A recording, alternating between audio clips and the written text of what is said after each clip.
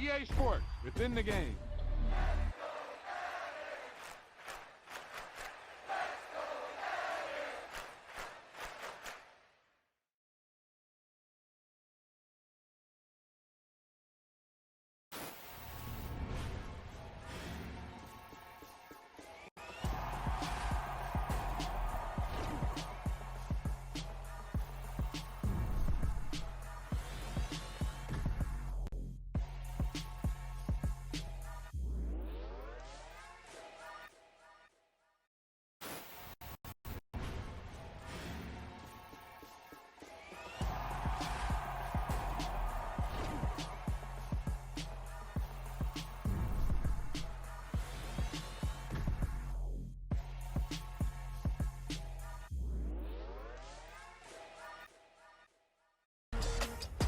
This is a special presentation of EA Sports from the Coliseum in Oakland, our tribute to the coach, the John Madden Legacy game.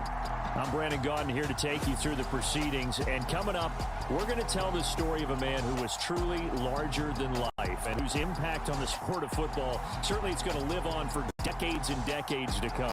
Now, we've assembled a couple of rosters featuring some of Coach's favorite players from both yesterday and today, and Coach himself will be on the sidelines for both squads, trying to motivate his guys to victory. And I'm joined now by my good friend Charles Davis. CD, your thoughts on John Madden and what he meant to the sport? He loved so much. For me, Brandon, it's the word joy. He brought that to the game of football, brought the game to so many people. He stayed involved his entire life, and moving forward, when you think of football, you're always going to think John Madden.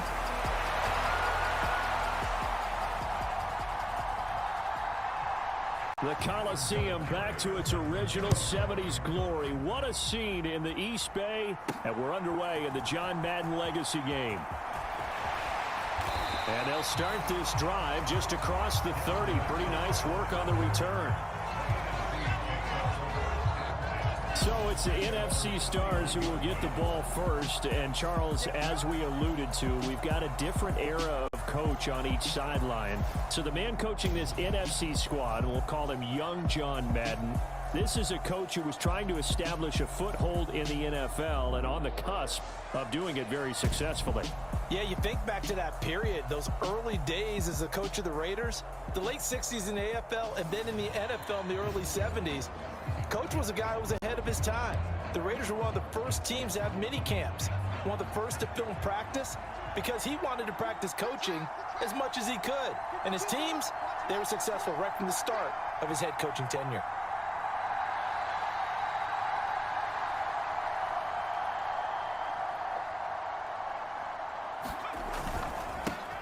They start on the ground here at Sanders. And he finds a little bit of room, enough for 4 yards.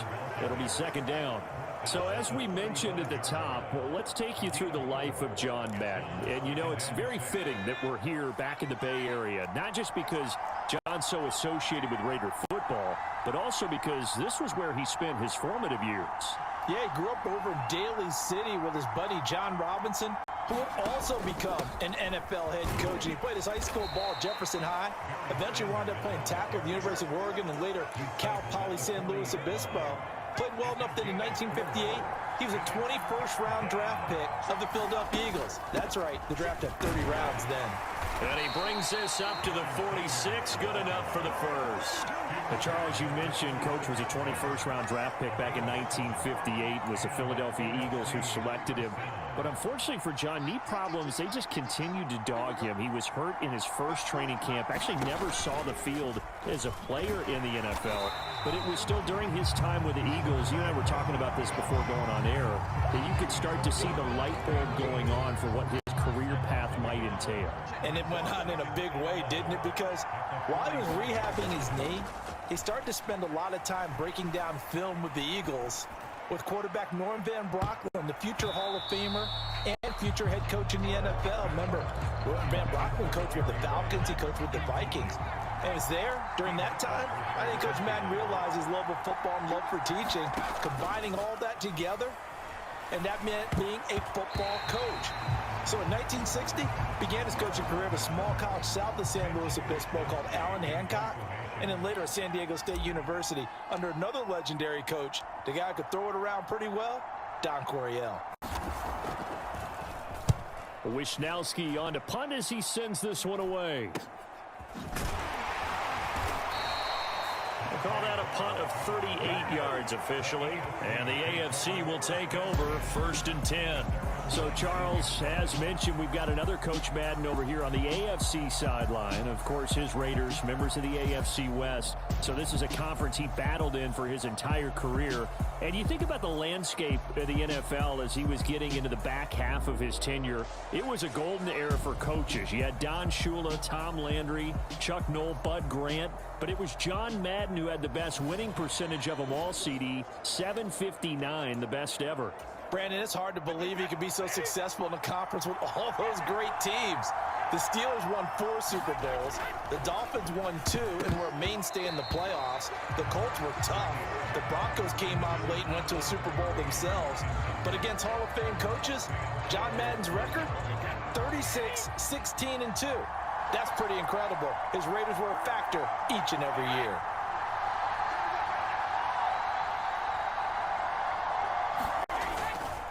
Now a first carry for their fullback. Down he goes at the 23, a pickup of 4. They are in need of 6 yards here if they hope to move the chains.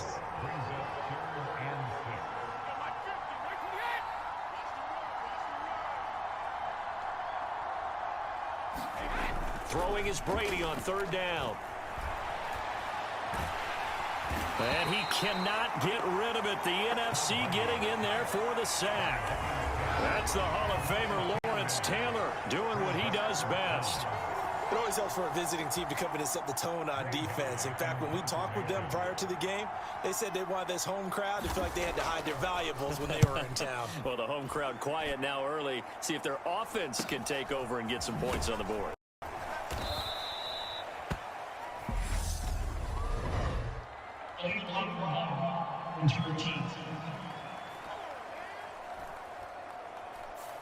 The offense knew it. They were already starting to walk back as that one is accepted. They've got good starting field position as they come up here 1st and 10 at their 35-yard line. On the draw, here's Sanders. Takes it to about the 37.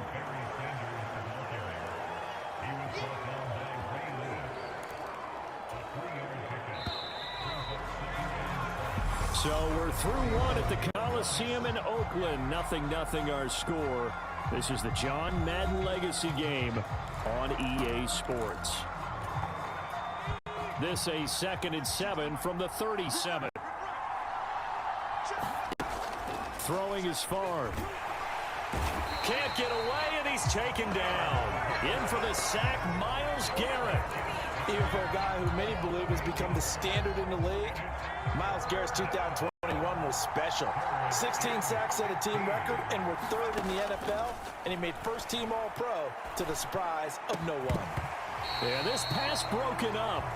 Excellent coverage there on 3rd down, as that was not an easy one to hold on to. Every offense tells you they want to come out and start fast. That's not unusual at all. But this group, they've yet to get much rolling through their first 2 drives. It looks like they have to give up the football again after this one. So on 4th down, here's the Australia native Mitch Wisnowski to punt this one away.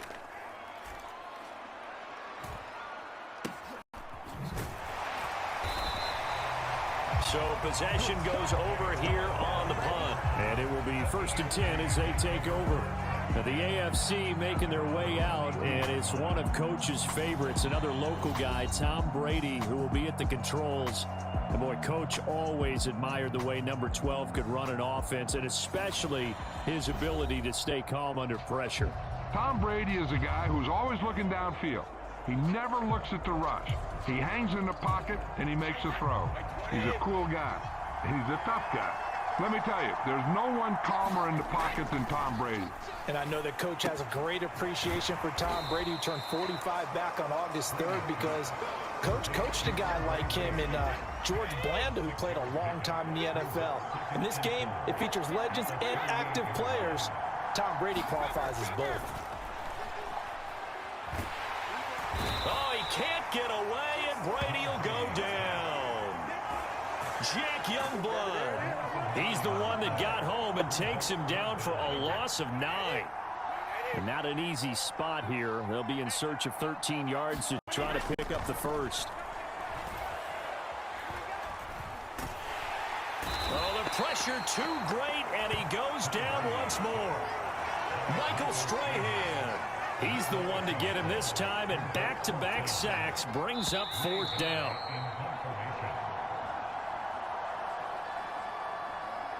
Hey, we want to let you know, give you a fair warning that coming up at halftime, the folks at EA Sports have put together a very nice package in tribute to Coach Madden. So make sure you stick around for that.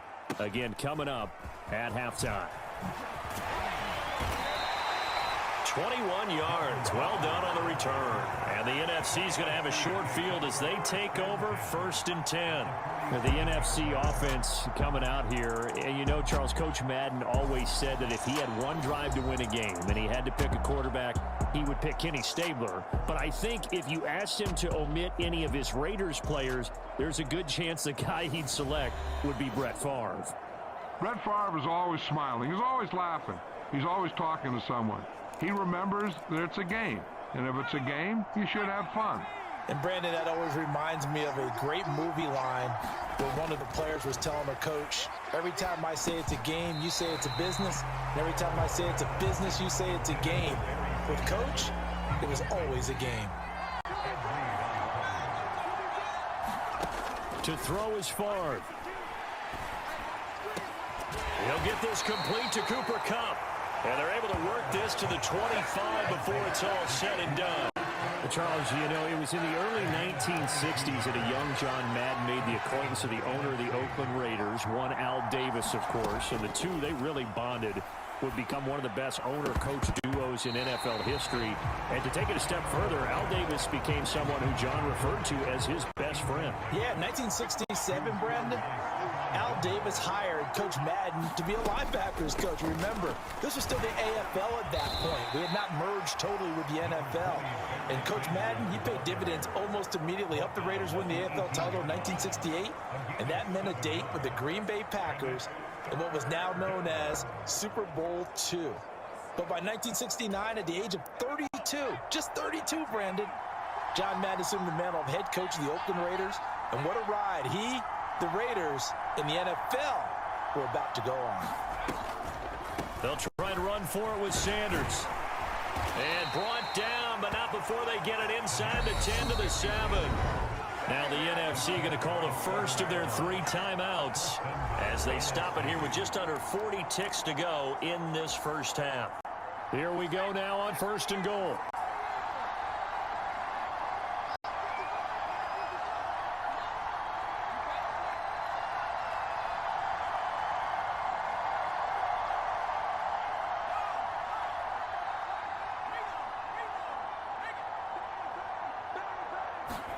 Now Favre.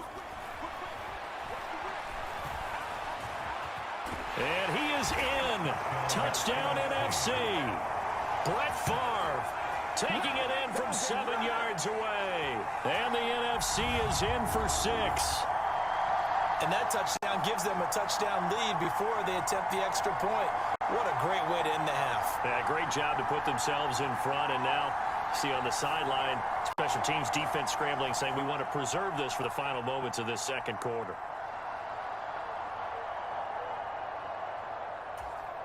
Morton Anderson now for the extra point.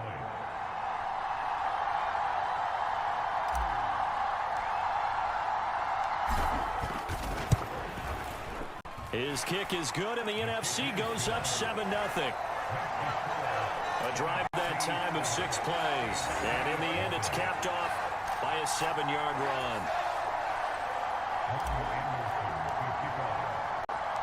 Following the touchdown, here's Anderson to kick it away.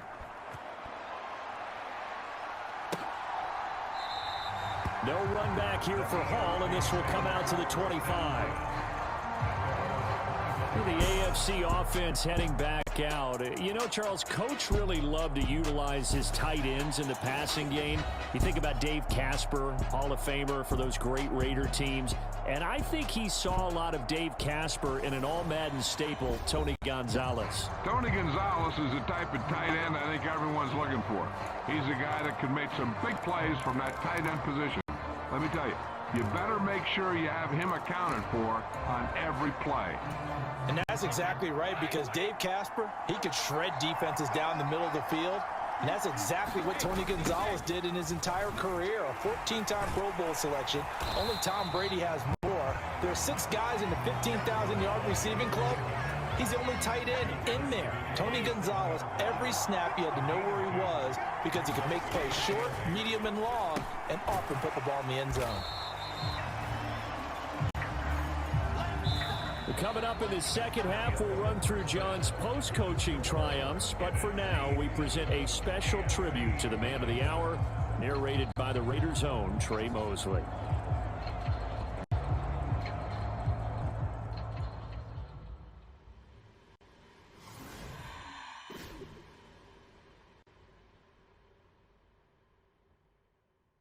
What comes to mind when you hear the name Madden? Is it the coach who led the Raiders to their first Super Bowl victory? Perhaps it's the broadcaster who entertained millions of fans. Or maybe it's the video game known simply by his name. But no matter what comes to mind when you hear the name Madden, everyone thinks of one thing: football. The core of it was football. It's the greatest game in the world. The left goes to the right goes to the left.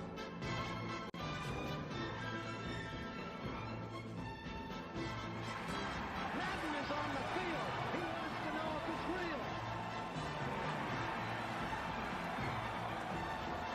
John Madden goes on the shoulders of his players.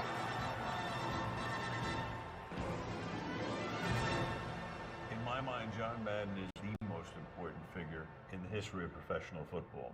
Show me somebody else who did it on 3 levels the way John did it. There's nobody.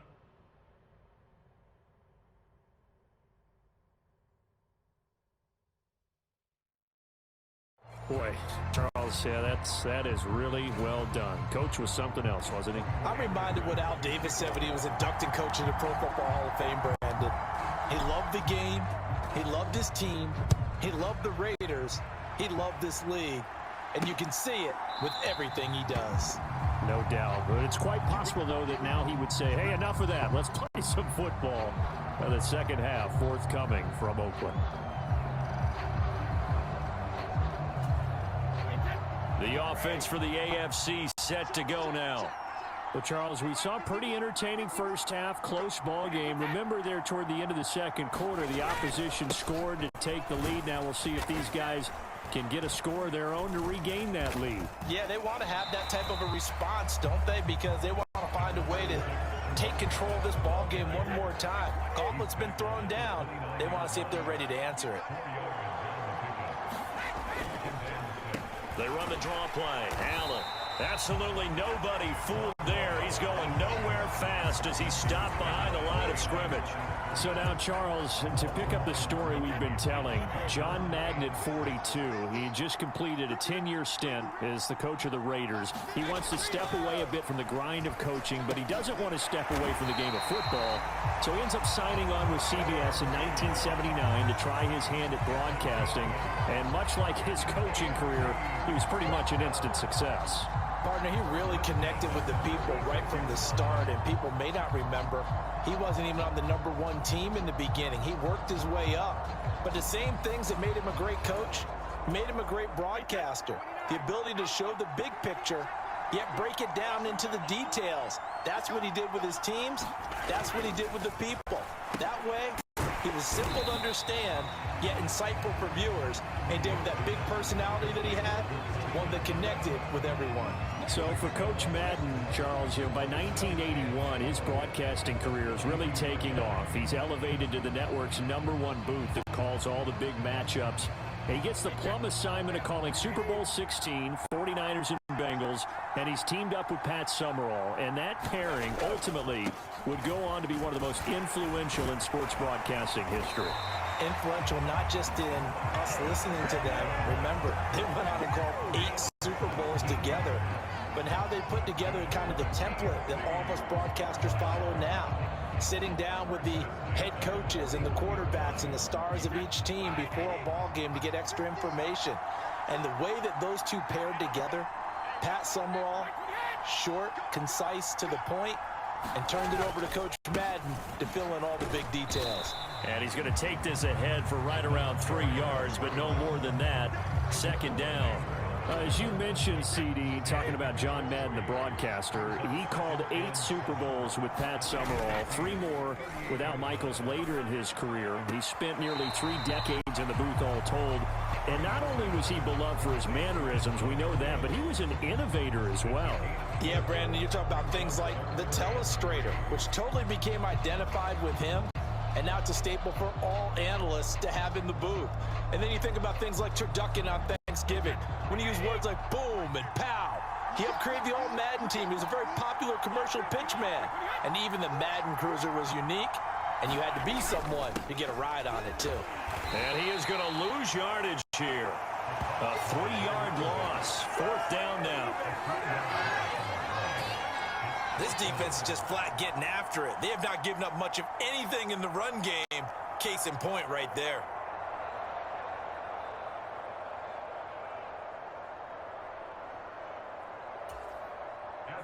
On now is Vinatieri as he'll try the field goal. From the left hash, this from 53 yards out. So through 3 quarters of the John Madden Legacy game, it's the NFC Stars and young Coach Madden on top. And we'll be back to the Coliseum after this.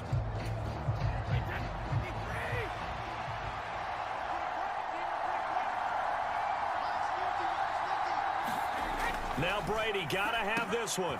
Got his man complete over the middle. That's Gonzalez. And he is going to have enough for an AFC first down. So how about that? They risked it on 4th down, and they're rewarded. Now, CD, we did get a little ahead of ourselves talking about John Madden, the broadcaster in the 90s and 2000s, because there was another product during that time period that he became quite famous for. It's something that you and I know a little bit about, and that's the video game that bears his name. Originally John Madden Football when it was first released back in the late 1980s, and now known the world over simply as Madden. And Coach saw this originally as a way to teach the game of football. The early designs were for a 7-on-7 game, but he said no chance. He would not sign off on it. He wanted to be as realistic as possible. He told them, call me when it's 11-on-11, and he got his wish. Yeah, after that debut, Madden the video game continued to pick up steam through the 90s in a big way, and John himself, many will remember, was a commentator for the series for many years. And now here we are in the 2020s, and this game has sold somewhere in the neighborhood of 150 million copies. Now Brady. And that is incomplete. Oh, he had a defender right there with him to force that to the ground. And 4th down now coming up. Brady to throw for it on 4th down. And it's incomplete. They cannot convert, and they turn it over. The AFC went for it, and it doesn't work out. And as a result, possession switches hands. So the failure to convert, no doubt, really hurts. But this one's not over. A good chunk of time on the clock and the timeouts. Yeah, not only do they have the timeouts, as you just noted, they're going to get an extra one with the 2-minute warning. And that's going to help in big way. So in a sense, they have 4 timeouts in their pocket. The big thing, stopping them on defense now. They can't let them get a first down and make them use their timeouts and get a fresh set of downs. They've got to stop them right here. And if so, they've still got an opportunity. It'll be Sanders to begin the drive. And he's going to get a solid gain of 9 before being brought down. 2nd and right at a yard. The previous run, good for 9. Here's 2nd and a yard. They'll go again with Sanders. And he'll get to the 29-yard line, brought down there. 52 yards rushing now on 8 carries for him so far. So 2 minutes to play in the John Madden Legacy game. The NFC trying to finish this one off. We're back to Oakland after this. On 1st and 10, it's Sanders. And he'll be tackled at about the 35. And now right out of the 2-minute break, we'll get a timeout used defensively with 1:56 to go. So they come up on 2nd down. If they can get another run like we just saw, would likely put an end to this thing. They'll run with Sanders up the middle. Now the AFC going to take a timeout. It's their 2nd. That'll leave them with just 1 remaining in this 4th quarter of play.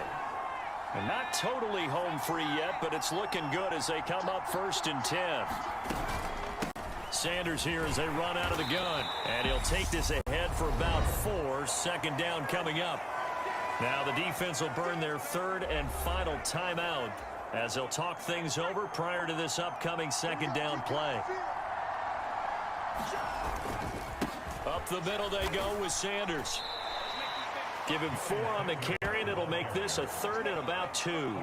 So, CD, you look at the accumulation of John Madden's achievements in the world of football, the coaching success, the Super Bowl title, the incredible career as a broadcaster with 12 Emmy Awards, Madden the video game. It was very fitting back in 2006 that John Madden got the call to be enshrined into the Pro Football Hall of Fame. A more deserving person you will not find. He gave an incredible speech on that day, Brandon. So many of his former Raider players were in attendance. He talked about how he envisioned that when the last person turns off the lights in the hall every night, that the bus talk football amongst themselves.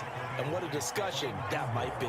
Yeah, he finished his speech by saying, today feels like the 2nd time in my life that I'm being carried off on the shoulders of others. Yet instead of off the field, it's into the Hall of Fame. This has been the sweetest ride of them all. In search of 4 yards here to pick up the 1st down.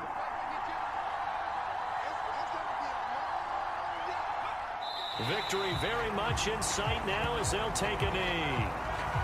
Brandon, I can just tell you from experience, there's nothing like pitching a shutout on defense, but even more so when it's a tight game. I mean, when every defensive play is crucial and you don't give up any points, boy, they're going to feel awfully good about themselves after this one. Yeah, exactly. The offense wasn't humped. So it's a win here for the NFC. Just an incredible afternoon of football and remembering the life of John Madden. And before we go, one final message. And for all of us at EA Sports, this one's for you, Coach.